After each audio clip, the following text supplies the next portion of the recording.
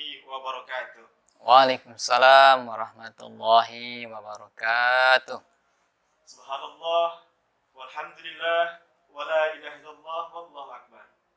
Maha suci Allah yang telah menciptakan dunia ini begitu indah, keindahan yang memberikan inspirasi kreatif bagi manusia, keindahan yang mendorong manusia untuk menciptakan, untuk mengoptimalkan segala potensinya yang diberikan oleh Allah berupa mata, hati, akal sesuai amanahnya. Dan di antara keindahan itu ialah Al-Quran. Al-Quran adalah obat hati dan penenteram jiwa. Pertama-tama, marilah kita panjatkan puja dan puji kita kehadirat Allah Subhanahu wa taala yang telah memberikan kenikmatan iman dan Islam kepada kita sekalian sehingga kita dalam keadaan sehat walafiat. Salawat serta salam semoga senantiasa tercurahkan kepada Habibina wa Syafi'ina wa Maulana Muhammadin Sallallahu alaihi wasallam. Pemirsa media dakwah SDIT Raudhatul Jannah dan siswa-siswi SDIT Raudhatul Jannah, alhamdulillah kesempatan kali ini kita dipertemukan kembali dalam media dakwah dan tentunya obrolan tentang bulan puasa, yaitu bulan Ramadan. Kita kali ini bertemu kembali dengan Ustadz Syekhuddin SAG. Kita akan membahas tentang obrolan-obrolan sekitar permasalahan pada bulan Ramadan.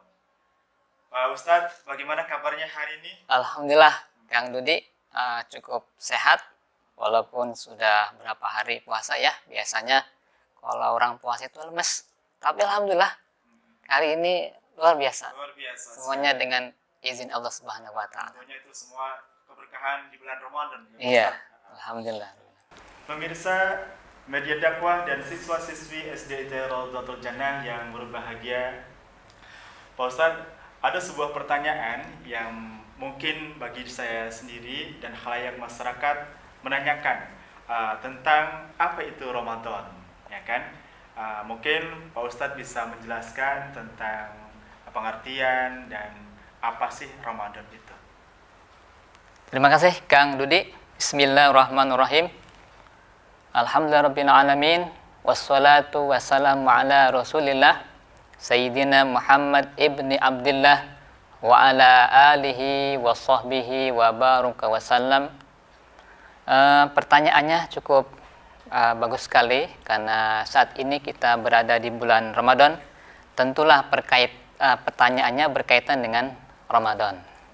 Tadi Kang Dudi sudah bertanya, bulan Ramadan itu apa sih sebenarnya? Apa yang perlu kita laksanakan pada bulan Ramadan? Tentunya kita harus tahu ilmunya ya. Ramadan itu apa? Jadi Ramadan itu adalah bulan mulia, syaraf ya. Juga dia bulan rahmat. Kemudian juga bulan ampunan. Dinamakan mulia kenapa? Karena di dalamnya orang tergerak hatinya ya, hatinya Allah gerakkan, kemudian menghadirkan berbagai macam aktivitas amal soleh, di mana pada bulan-bulan sebelumnya mungkin agak terasa berat karena aktivitas hari-harinya. Tapi di bulan Ramadan ini, begitu masuk bulan Ramadan, semuanya Allah gerakkan hatinya untuk mau beramal soleh. Contohnya apa? Sedekah misalnya ya. Kita lihat fenomena orang di bulan Ramadan itu naik frekuensinya dibandingkan di bulan-bulan sebelumnya. Ya. Orang banyak berbondong-bondong ya, terbuka banyak stand-stand seperti stand zakat, atau di masjid atau musola ada panitia zakat. Nah, orang banyak menyumbangkan sedikit atau mengeluarkan daripada hartanya di bulan Ramadan tersebut. Itu sedekah. Yang kedua, orang juga tergerak hatinya untuk saling maaf-maafkan. Coba kita lihat di akhir bulan Rajab itu biasanya banyak orang yang saling bersilaturahmi, saling maafkan. Dan juga ada yang mendoakan orang-orang terdahulu, orang-orang tua kita, berziarah ke makam orang tua terdahulu dengan mendoakan mereka. Baik, itu mungkin di antara contoh-contoh amal soleh yang lahir di bulan Ramadan, yang Allah gerakan hatinya untuk melakukan kegiatan amal soleh. Karena dengan amal soleh itu orang akan menjadi mulia, jadi syaraf. Kemudian rahmat ini kepada seluruh alamnya. Jadi kita ambil contoh sekarang banyak orang yang berjualan mencari nafkah ya. Kita lihat banyak orang yang beli dibandingkan hari-hari sebelumnya. Jadi mungkin kalau satu hari itu 20 orang, dengan hadirnya bulan Ramadan bisa mencapai 50 orang.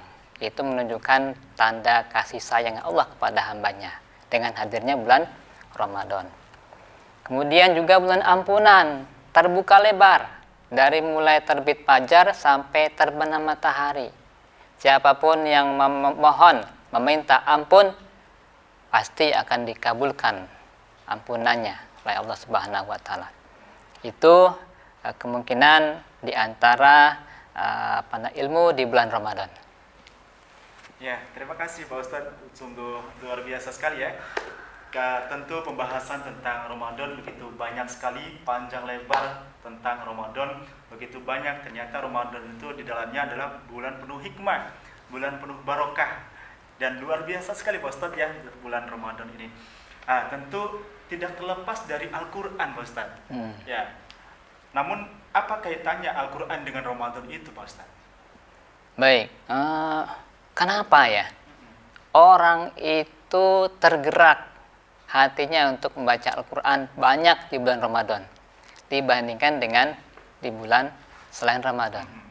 Karena ternyata bulan Ramadan itu bulan di mana Al-Quran diturunkan, ya, syahrun unzila fihil Quran, sehingga orang dengan hati yang niat yang sungguh, yang ikhlas, berusaha untuk memperbanyak atau mempelajari Al-Quran.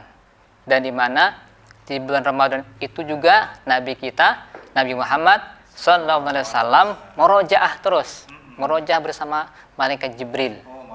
Jadi kita menapak tilasi jejaknya Rasulullah SAW dengan memperbanyak tilawatul Quran di bulan Ramadan.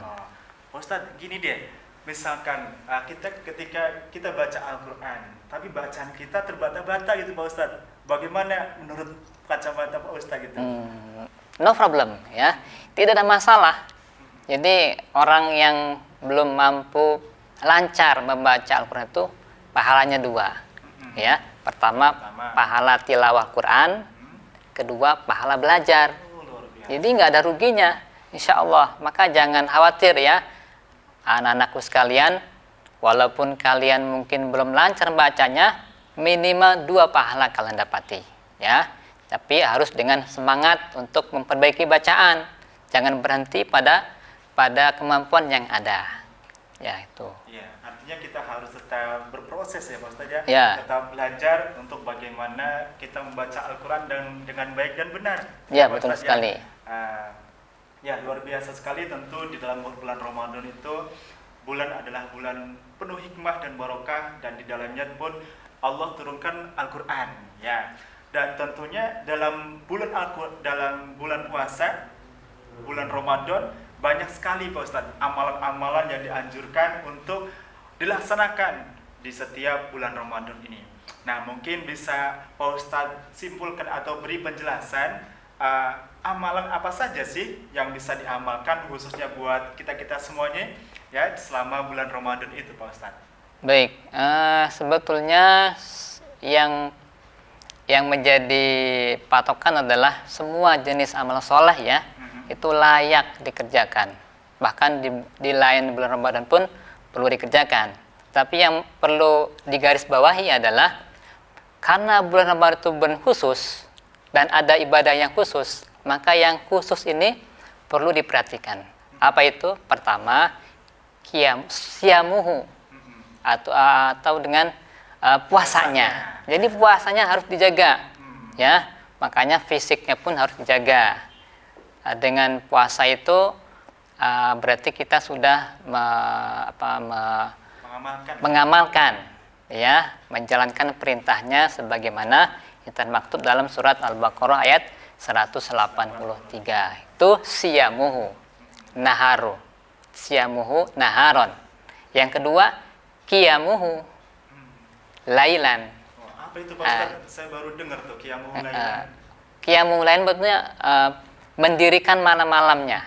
Ada yang namanya sholat qiyamul lail, qiyamu Ramadan, ya. Kalau sholat tarawih itu Pak Ustaz? Nah, qiyamu Ramadan itu disebut juga dengan sholat tarawih. Jadi sholat ini hanya ada di bulan Ramadan. Dua hal ini yang perlu diperhatikan penting, ya, sehingga kita nanti tidak terlewatkan dengan hal-hal yang penting ini. Oh gitu ya.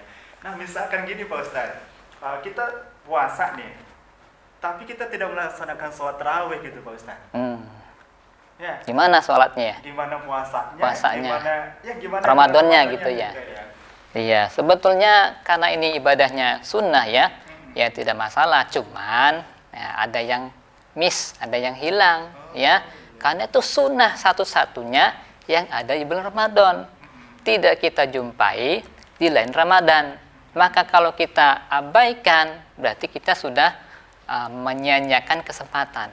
Padahal kesempatan itu tidak akan berulang kembali. Lan tarji'al ayyamu allati madad. Waktu yang berlalu tidak akan berulang kembali. Maka ini perlu menjadi perhatian penting. Dalam kondisi apapun, hendaknya jaga sholat malam itu, sholat tarawih itu. Ya, berapapun rakaatnya, semampunya. Paling banyak, ya lebih bagus. Ya, tapi itu semuanya harus dikerjakan dengan sungguh-sungguh dan niat yang benar. Ya, yang penting ada kemauan dan kesungguhan untuk menjaga Ramadan ini dengan lebih baik lagi. Luar biasa sekali pembahasan tentang Ramadan ya Pak Ustaz. Begitu banyak amalan-amalan yang perlu kita kerjakan selama bulan Ramadan ini. Dan tentunya amalan-amalan Ramadan Allah akan lipat gandakan pahala dari amalan itu ya Pak Ustaz. Ya, betul sekali. Baiklah pemirsa media dakwah siswa-siswi SD Rawdatul Jannah, pembahasan obrolan tentang Ramadan begitu banyak sekali. Ya, tidak bisa diungkapkan dengan kata-kata, tidak bisa diungkapkan dengan tulisan. Begitu banyak amalan ibadah pada bulan Ramadan ini. Namun Pak Ustadz, ada sebuah kisah juga, ada sebuah pertanyaan juga nih. Mungkin adik-adik atau anak-anak siswa-siswi SD Rawdatul Jannah juga mungkin ada yang bertanya, bolehkah selama berpuasa kita gosok gigi di siang hari Pak Ustadz? Ya, baik, terima kasih. Ini biasanya kita kalau habis sahur itu, sahurnya masih ngantuk ya. Benar, masih ngantuk sekali Pak Ustadz ya? Ngantuk, kemudian yang penting kan nggak salah makan kan, mulut tetap masukin sini, nggak salah ke sini kan. Oh. Iya, baik. Terus karena sahurnya ngantuk, kemudian tidur. Ya, baik, tapi baiknya waktu sholat subuh harus bangun ya, sholat subuh. Nah biasanya habis subuh tidur, nah ketika bangun tidur kan aromanya sedikit kurang sedap ya. Nah ini bagusnya diapain? Katanya bau mulutnya orang puasa itu apa namanya? Lebih baik daripada minyak misik ya. Wah, ya, minyak misik. Minyak misik aja wangi, tapi baunya orang yang puasa itu lebih lebih wangi daripada minyak misik. Tapi bagaimana ini? Kita kan mau berinteraksi dengan orang lain. Ya. Menurut beberapa catatan ulama yang mengatakan bau yang dimakruhkan untuk dihilangkan adalah bau yang ditimbulkan karena puasa. Kalau bangun tidur karena apa itu? Karena habis makan kan, nah berarti itu layak dibersihkan, nggak apa-apa. Jadi para ulama itu biasanya berhenti bersiwak setelah sholat zuhur. Jadi di bawah sholat zuhur itu beliau senantiasa bersiwak, karena siwak bagian daripada sunnah Nabi. Tapi setelah zuhur biasanya aroma orang puasa itu akan tercium. Dan situlah yang maksud dengan at-tiyabu minan misik.